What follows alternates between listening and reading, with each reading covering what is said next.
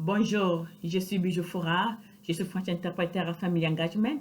Nous parlerons aujourd'hui des informations importantes pour les nouvelles familles de HBSD pour l'année scolaire 2020-2021 pour les élèves de secondaire partie 1.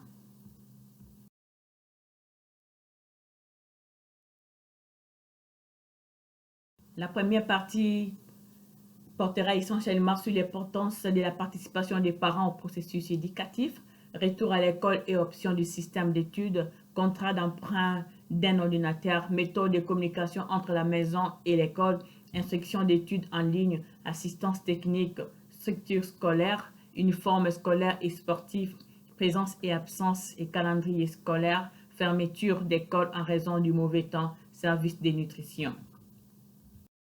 Pourquoi la participation des parents est-elle si importante? Lorsque les écoles, les familles et les groupes communautaires travaillent ensemble pour soutenir l'apprentissage des enfants, les enfants ont tendance à gagner des notes plus élevées, s'inscrire à des programmes de niveau supérieur, être promus, réussir, gagner du crédit, fréquenter l'école régulièrement, avoir des meilleures compétences sociales, montrer un comportement amélioré. Les enfants aiment mieux l'école, ils finissent l'école, ils sont diplômés et ont tendance toujours à aller à l'université. Retour à l'école, 18 août 2020. Mode d'enseignement. Il y a mode d'enseignement école traditionnelle, livré par l'école traditionnelle. Les élèves sont sur les campus. L'option B, l'apprentissage en ligne, livré via Canvas pendant que l'élève n'est pas présent sur les campus. À partir du mardi 8 septembre 2020, les élèves qui ont sélectionné l'école traditionnelle lors de l'inscription en ligne ont commencé à se présenter chaque jour à leur campus.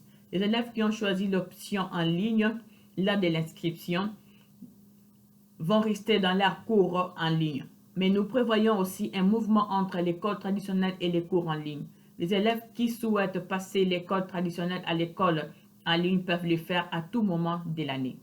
Les élèves qui souhaitent passer de l'école en ligne à l'école traditionnelle doivent le faire en avant en envoyant un email à leur campus. Le délai n'est pas plus tard que 2 semaines avant le début de 6 prochaines semaines. École traditionnelle avec des protocoles de sécurité stricts. Les élèves participant à l'école traditionnelle devront adhérer à des protocoles de district stricts pour atténuer la propagation du COVID-19 à l'intérieur de nos bâtiments scolaires. Options en ligne. Il y a des exigences d'apprentissage quotidien à la maison.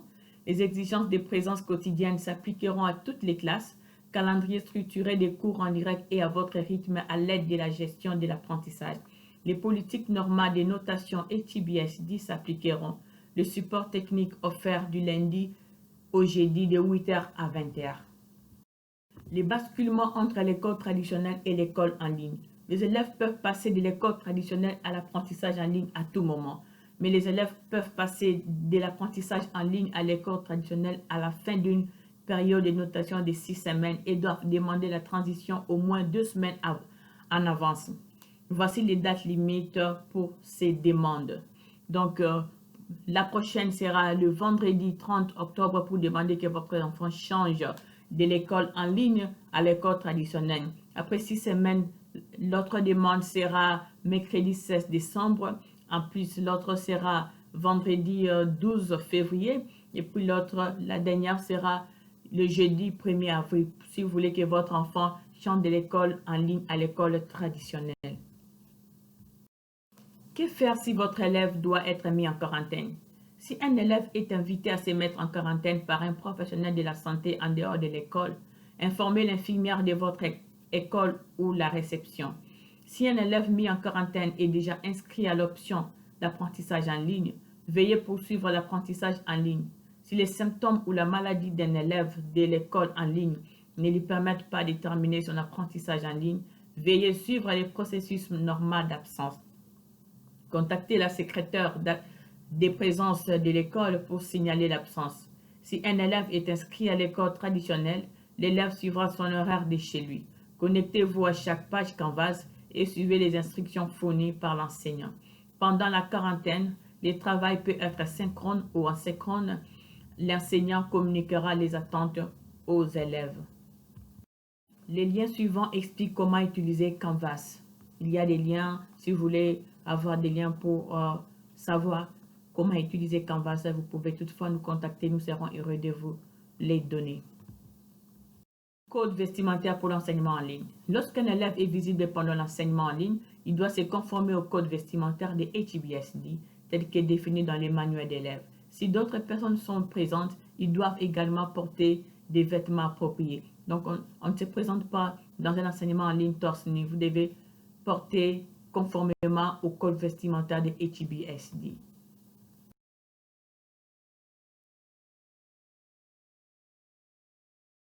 Accord de distribution des appareils et d'utilisation de la technologie élèves-parents. Chaque élève du district devra avoir accès à un appareil pour participer efficacement à l'enseignement en ligne. Beaucoup de nos élèves ont utilisé leur propre appareil l'année dernière et ces élèves peuvent continuer cette pratique. Les élèves qui souhaitent emprunter un appareil HBSD, veuillez lire les contrats d'utilisation. Les contrats en français, vous pouvez lire pour comprendre qu'est-ce qu'il faut faire. Pour demander un appareil, remplissez les formulaires pour recevoir un appareil de HBSD. La communication entre la maison et l'école est la clé. Différentes façons de communiquer. Communication et commentaires. Vous pouvez faire communiquer ou bien faire des commentaires sur Canvas ou bien envoyer un email ou encore ajoutez-vous en tant qu'observateur sur Canvas. La communication entre la maison et l'école est la clé. Certains enseignants utilisent des logiciels de messagerie pour rappeler aux élèves les devoirs et les annonces. Les rapports sont envoyés toutes les 6 semaines, les 8 semaines pour les high school. Des rapports de progrès sont publiés toutes les 3 semaines au cas où l'élève échouerait. Home Access Center est la page d'accueil des points. Vous pouvez voir les points de votre enfant sur le Home Access Center. Les points sont déduits lorsqu'un travail est retourné en retard. Donc, encouragez les enfants à faire les devoirs, les travaux à temps. Si un élève échoue à un test, il peut être autorisé à repasser les tests pour un score plus élevé, si l'enseignant demande à saisir cette opportunité. Comment vous ajouter en tant qu'observateur sur Canvas? Cliquez sur Account, puis allez sur Settings. De là, cliquez sur Edit Settings. Après, cliquez sur Ways to Contact.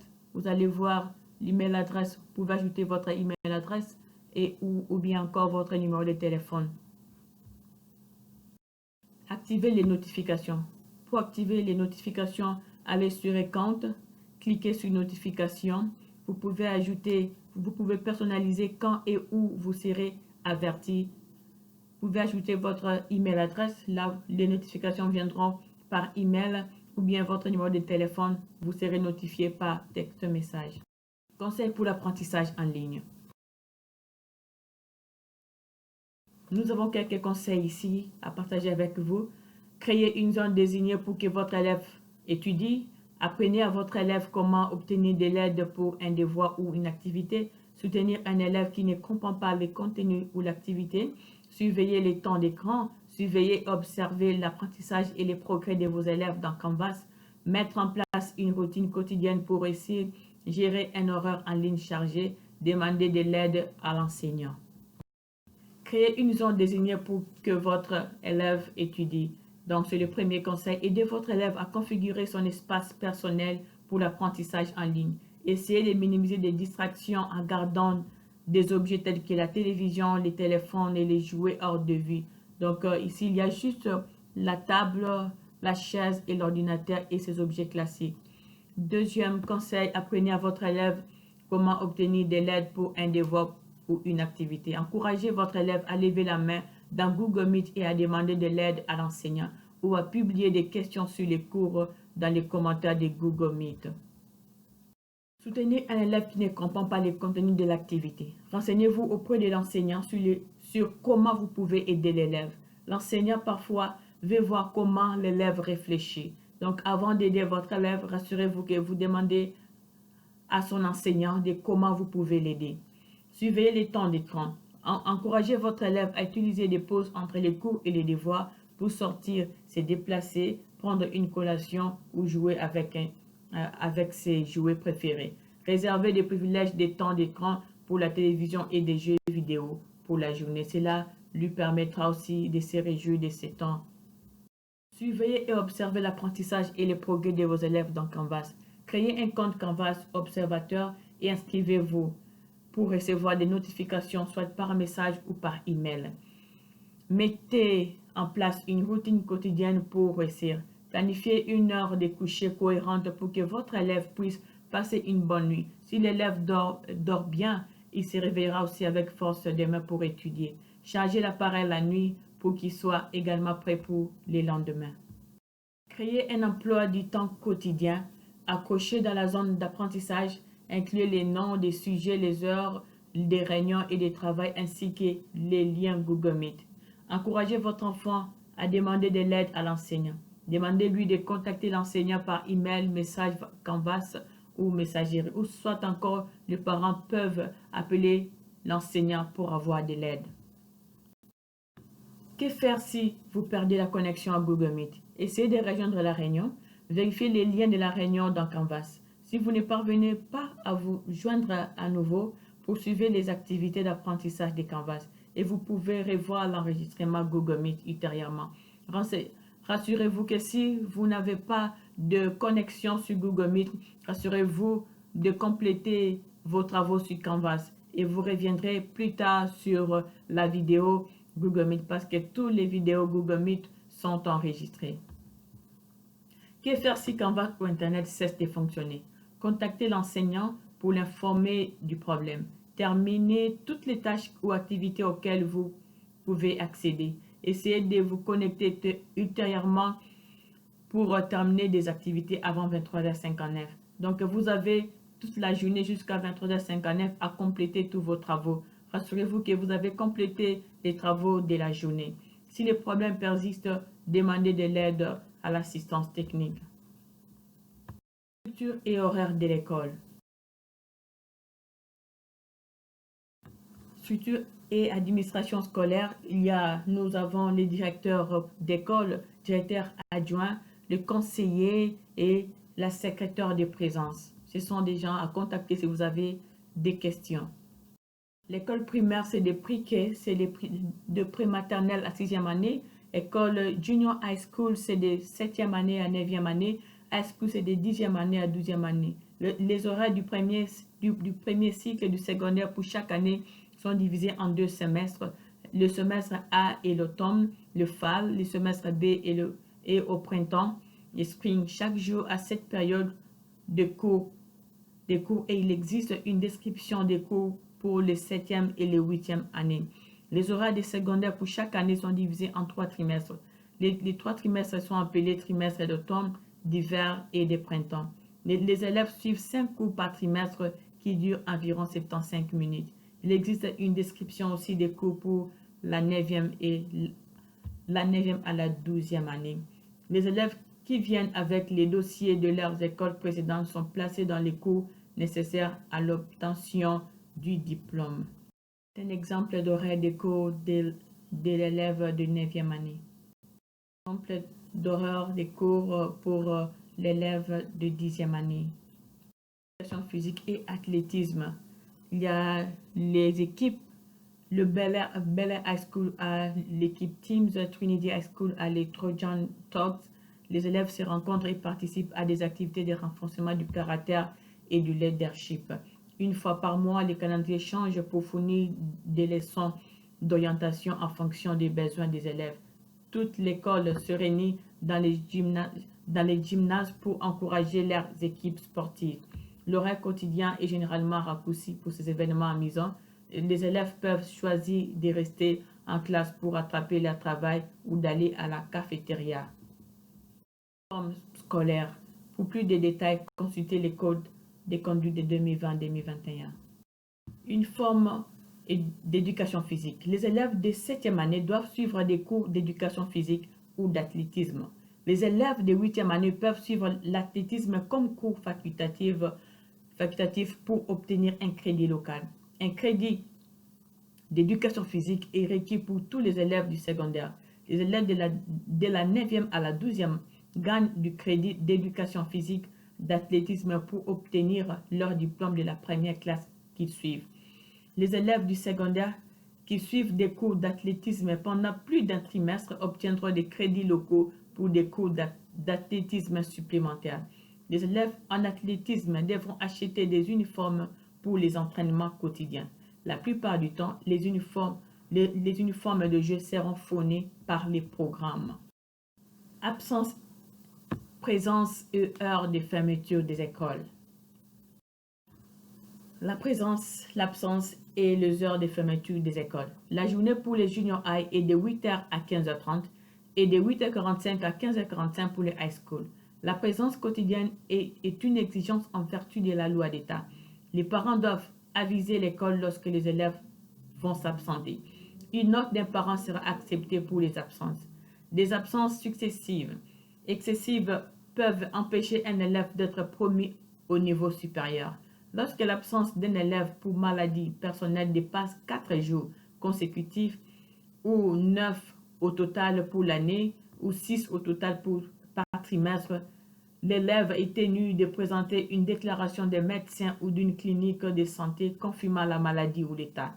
Cela nécessite l'absence prolongée de l'élève à l'école. Les élèves sont responsables de rattraper les travail manqué à l'école. Donc, si l'élève manque l'école pour raison de maladie, les parents doivent amener une note à l'école et l'élève est responsable de rattraper les travails manqués. École primaire s'ouvre de 7h50 à 15h05. La première cloche sonne à 7h40. Cloche de retard, c'est de 7h à 7h50. Les petits déjeuners, c'est de 7h30 à 7h50. École secondaire de 8h45 à 16h, 2 minutes. Les jours de la libération anticipée, il y a des jours où les élèves sortiront un peu plus tôt. Pour les élèves des primaires, ça sera à 12h. Les junior high à 12h30, les high school à 12h45. Calendrier scolaire. Les carrés rouges correspondent aux vacances des élèves et du personnel. Les carrés verts signifient une sortie anticipée. Si les élèves sortiront avant, donc les dates sont mentionnées en vert. Les carrés violets sont disponibles pour les high school seulement, uniquement pour les high school. Les accolades, c'est les débuts ou fin de la période de rapport de 6 semaines. Fermeture pour intempéries 2020-2021. Fermeture pour intempéries. En cas de mauvais temps, les administrateurs du district décideront si l'école doit être retardée, renvoyée tôt ou annulée.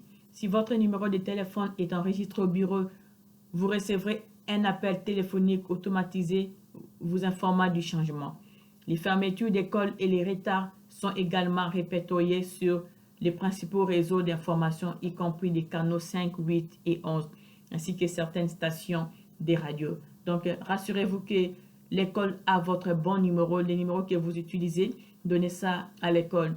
Au cas d'urgence, ils seront capables de vous joindre facilement. Nutrition d'enfants. Les menus ont été envoyés à la maison avec vos élèves. Des menus extras sont disponibles à l'école et en ligne. Chaque école propose un petit déjeuner et un déjeuner tous les jours. Les élèves peuvent payer les repas en espèces ou en utilisant un compte sur lequel toute somme d'argent peut être déposée. L'argent peut être déposé à tout moment et désigné pour les petits déjeuners et les déjeuners et d'autres aliments. Les paiements en ligne est également disponible. Nutrition d'enfants. Les repas sont gratuits pour tous les élèves au cafétéria depuis le 8 septembre. Les USDA a émis une dérogation nationale permettant à HBSD de servir des repas gratuits jusqu'au 31 décembre 2020 ou avant, en fonction de la disponibilité du financement. Qu'est-ce que cela signifie pour vous? Votre enfant recevra des repas gratuits à partir du 8 septembre 2020. Les élèves de l'apprentissage en ligne seulement peuvent toujours prendre une semaine entière de repas les samedis matins dans certaines écoles. Nous vous demandons de continuer à faire une demande pour les repas sur les School Lunch app.com ou des demandes en papier disponibles à l'école. Les élèves doivent avoir un numéro d'identification pour avoir des repas gratuits chaque samedi. Ça, c'est uniquement pour les élèves qui prennent les cours en ligne. Les lieux de prise des repas sont Bell Manor, Bel Air School, Stonegate, Trinity High School, Westhurst, Oak Terrace.